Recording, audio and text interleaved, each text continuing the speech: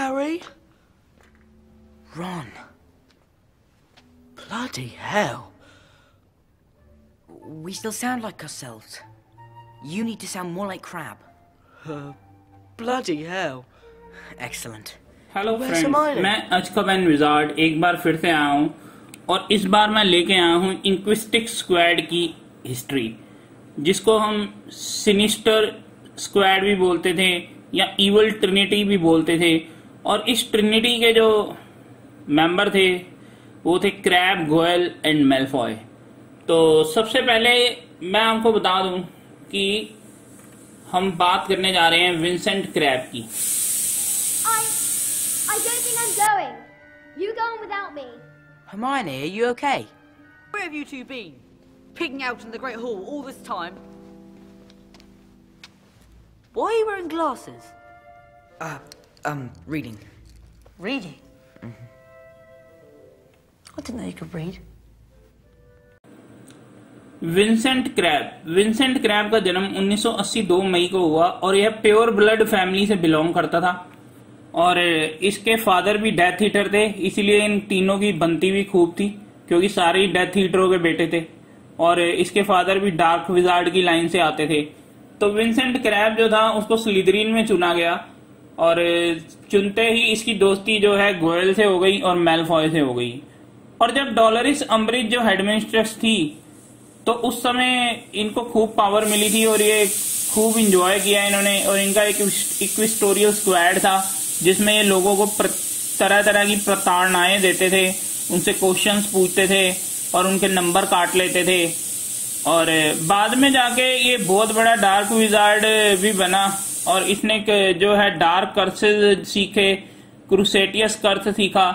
और जब क्या कहते हैं कि अम्ब्रिज थी वहां की हेडमिस्ट्रेस थी, बाद में स्नेप जो हेडमिस्ट्रेस बने, तब भी जो है इन्होंने काफी लोगों के ऊपर अत्याचार किया।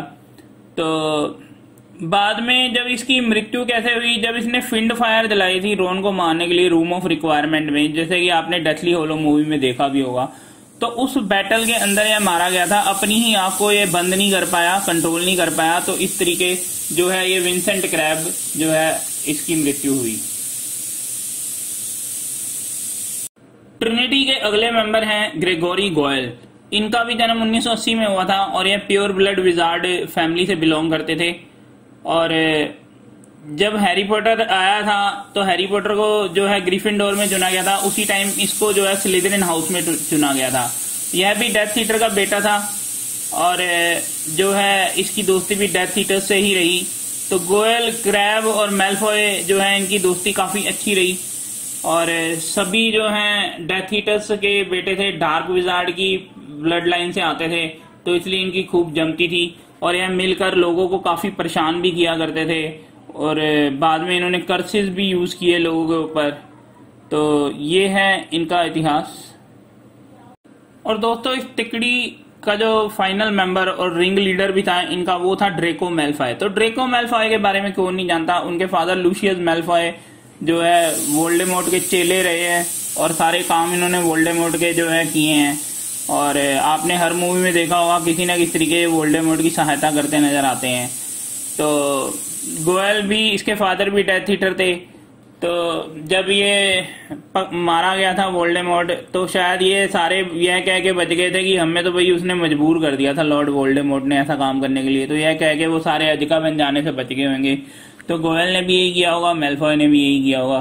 तो मेलफॉय जो है बेसिकली शुरू से एक्चुअली में वो हैरी से दोस्ती करना चाहता था, पर हैरी ने उससे दोस्ती करी नहीं क्योंकि हैरी की दोस्ती हो गई थी रोन और हरमाइनी से। तो उस दोस्ती से वो जेलसी रखता था और इस चक्कर में जो है मतलब उसको ज्यादा परेशान करता था। और ये क्रैब और गोयल के साथ इसने जो तिकड़ी बनाई थी जिसको इंक्विस्टोरियल स्क्वाड के नाम से जाना गया बाद में, ये लोग खूब परेशान करते थे। आपने एक सीन देखा होगा, मैं आपको याद दिलाता हूँ, चैम्बर ऑफ सीक्रेट मूवी में जब रॉन और हरमाइनी और हैरी पॉटर जो है ये पता करवाना चाहते हैं कि एक्चुअली में चैम्बर ऑफ सीक्रेट किसने खोला है, तो वो पोशन बना के क्रैब और गोयल का रूप धारण करके जाते हैं।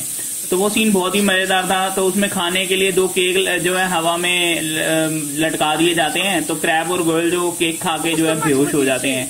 उसके बाद वो क्रैब और गोयल बन के जाते हैं और मेलफॉय के साथ बातचीत करते हैं। वो काफी मजेदार सीन माना गया है उस मूवी का।